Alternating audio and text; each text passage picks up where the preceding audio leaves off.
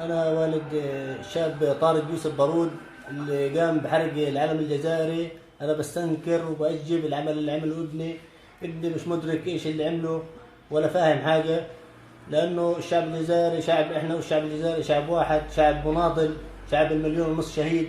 وبقدم اعتذاري للشعب الجزائري رئيسا وحكومة وشعبا. بالنسبة لابني، ابني بعاني من مشاكل نفسية من هو صغير، في عنده بتر في رجله وبعاني من مشاكل نفسية كبيرة. وأنا ما كانش معايا علم باللي عمله إلا غير لما نزل الإشي على الفيس.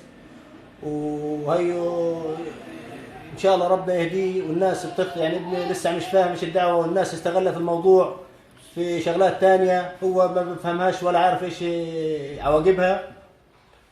وأنا بكرر تاني مرة أسفي للشعب الجزائري رئيسا وحكومة وشعبا.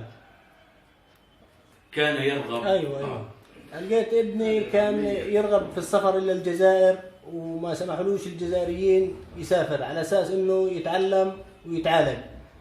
وهذا سبب يعني اللي خلاه يعمل العمل هذا، اللي هو مش عارف إيش عواقبه ولا عارف إيش مرده. هذا عمل من راسه، يعني فيش حدا وراه ولا أي ابن آدم لو لا يفقه شيء يعني.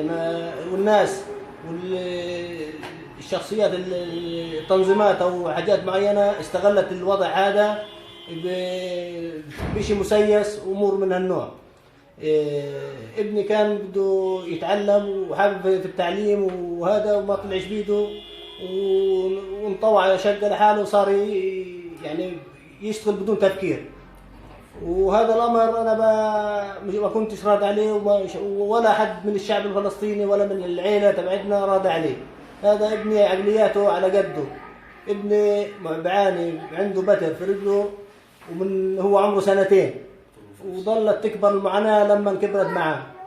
وكمان مرة بكرر أسفي واعتذاري إلى الشعب الجزائري حكومة ورئيسا وشعبا.